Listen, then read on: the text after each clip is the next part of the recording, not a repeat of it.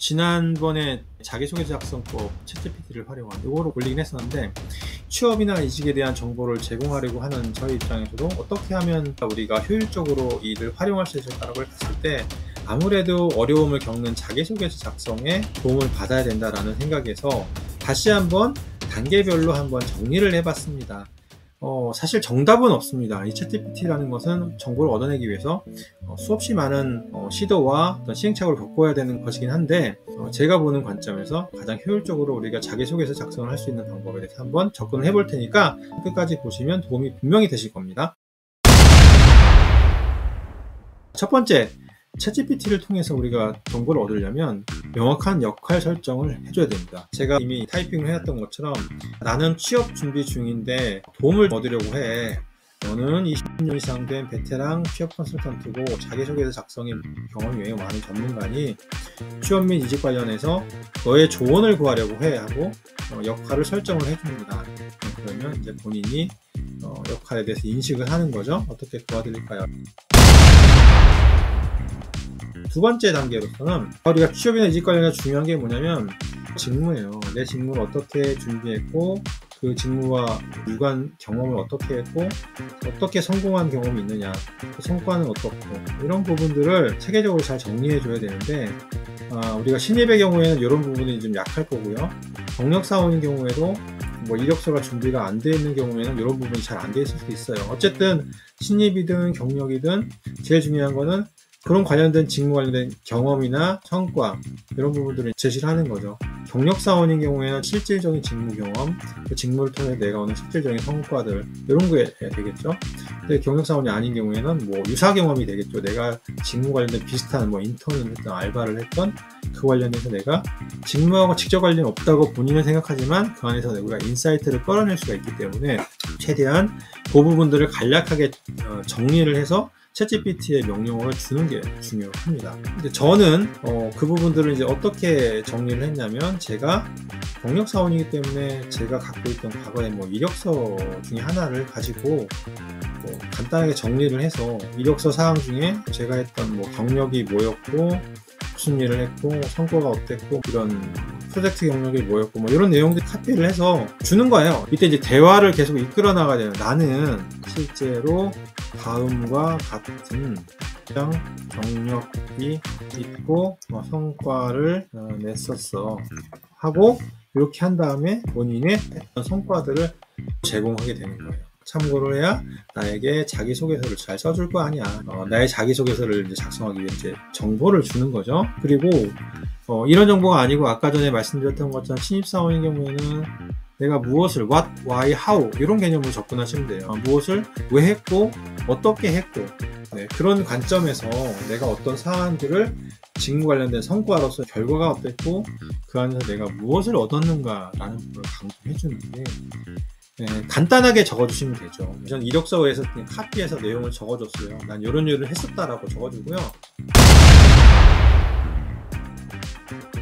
세 번째로 할 일은, 이 친구가 이제 내가 했던 경력이나 직무 관련된 내용들을 익혔으니까 실제 지원 회사의 모집 공고나 이런 부분 가서 보시면 돼요. 제약회사의 CMO가 컨트랙 매니팩처링 오르가니제이션, 계약에 의해서 제약 약품을 생산하는 회사인 것 같은데, 이런 간단한 잡 디스크립션하고 리퀘어먼트 정도를 이제 갖고 있으니까 챗GPT에 가서 나는 다음과 같이 중견 제약회사의 무역장에 지원하려고 해 하고, 그러니까 이제 잡 디스크립션하고 이런 부분을 카피를 해요. 타이핑하기 어려우시니까 카피를 하셔서 집어넣어 주세요. 이렇게 나는 지원하려고 해, 이렇게 해주시는 거예요. 그러면 이제 이 친구가 내가 이런 회사에 이런 요건이 있는 회사에 이제 지원하려고 하는구나 라는 거를 이제 인지를 했죠. 중요한 게 뭐냐면, 회사에 대한 자세한 정보를 제공하는 게 중요하죠.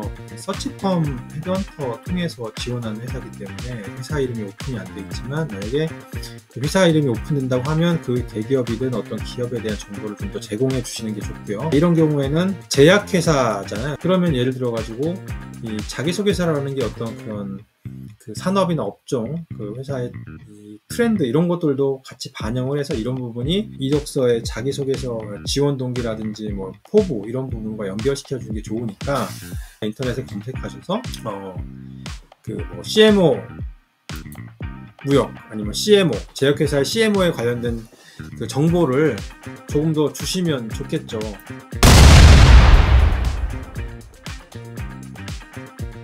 그 다음에 이제 해야 될 부분이 나는 이제 해서 이야기한 내용을 바탕으로 해서 해당 무역팀장에 지원하려고 하는데 자기 소개서 초안을 작성해줘. 그런데 이렇게 해서 엔터를 누르게 되면 작성을 바로 해줘도 돼요. 이렇게 하기 전에 자기소개서의 방향성이나 테마, 나를 어떤 사람으로 표현하고 어떻게 강조하고 싶은지를 넣어주시면 좋을 것 같아요.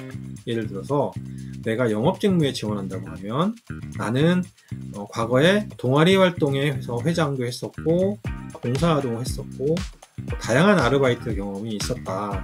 그래서 커뮤니케이션 능력과 설득 능력, 대인관계 능력이 뛰어나다. 이런 것들을 즐긴다. 그래서 영업직에 적합하다.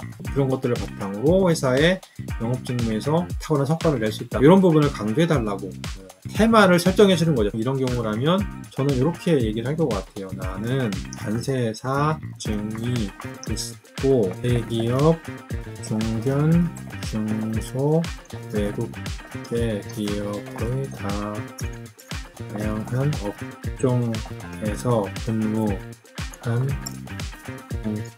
경험과 성과가 있기 때문에 이렇게 저 같은 경우에는 내가 다양한 경험이 있기 때문에 탁월한 뭐 이런 성과를 낼 수 있다를 강조해줘 라고 방향성을 설정해 주는 거죠. 예를 들어서 이번 분을 입사 후 포부로 연결시켜줘. 자기소개서를 작성해줘. 최종적으로 본인이 원하는 테마 방향성을 설정해줘서 작성을 해달라고 요청을 합니다. 그러면 이상하게 작성을 해서 완전히 이상한 내용의 자기소개서가 나오지는 않을 거고요. 어느 정도 비슷한 류의 원하는 방향성을 가진 자기소개서가 나오게 됩니다. 그래서 보시면 이렇게 작성하고 있잖아요. 그럼 이게 영문 자기소개서가 되는 거예요. 그래서 여러분 더 이상 외국계 회사에 지원할 때 영문 이력서 자기소개서를 두려워할 필요가 없겠죠? 충분히 여러분들 활용할 수 있다고 생각이 드니까 많이 지원해 주시면 될 것 같아요. 결과를 한번 보면 앞부분은 이거는 사실 무시하셔도 되고요. 대기업 중견 포함한 다양한 수출을 자 용어가 뭐 비용 통제 목표를 달성했습니다. 물리비용 30% 절감입니다. 이렇게 어떤 자기 성과를 제가 강조해달라고 했잖아요. 이렇게 들어가게 되면 입사하면 전문성이 업계지를 활용해 해외 수출 업계를 추진하고 유익한 파트너 표창을 해외 시장에서 회사 입혀 수입 및 수출 작업을 효과적으로 관리하는 능력과 전략적 성공을 적용해요. 네, 굉장히 좋은 생각보다 이게 제가 아까 전에 실험적으로 몇 번을 해봤기 때문에 그런 건지 비슷한 내용으로 좀 더 좋은 자기소개서 결과가 나온 것 같아요. 여기서 두 가지를 더 추가해야 되겠죠.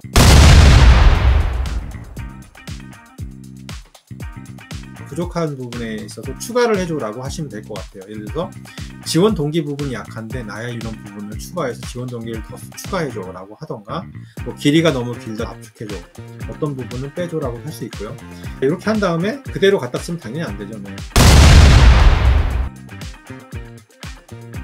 마지막 분이 작성된 이 초안을 가지고 본인만의 문장 스타일로 원하는 부분을 정리를 하시면서 제작성을 하시면 되겠죠. 이 부분이 자유양식일 때예요. 만약에 여러분 자기소개서 양식이 정해진 경우가 있잖아요.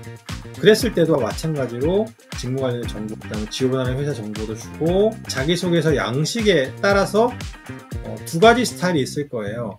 이런 양식이 있는데 나의 정보를 바탕으로 뭐 지원 동기, 입사 후보, 성격 장단점, 뭐 이런 부분들을 내가 제공한 정보를 바탕으로 각각 채워줘라고 해도 되고 성격상 장단점 하나, 그다음 지원 동기 이렇게 하나하나 만들어가도 되겠죠.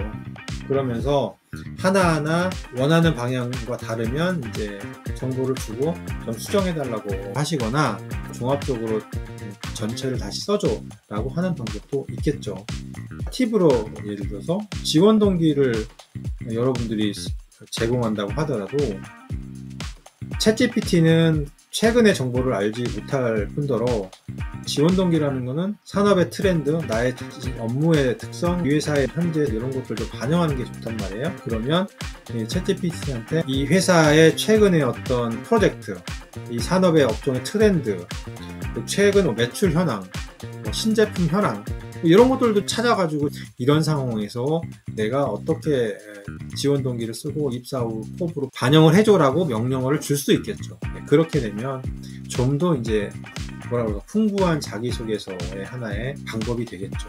그래서 오늘은 여러분들과 함께 이렇게 자기소개서 작성에 대해서 이야기를 나눠봤고요. 사실 이렇게 작성한 거를 만약에 영문으로 바꾸게 되면 자기소개서가 되는 거기 때문에 절대 우리가 이제 두려워할 필요가 없다. 서류는 뭐 공문이고 영문이고 다 오케이다.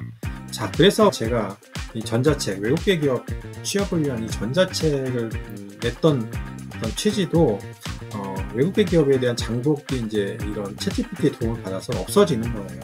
그리고 실제도 저도 이력서 자기소개서 박정 부분에 지면을 거의 할애하지 않았습니다.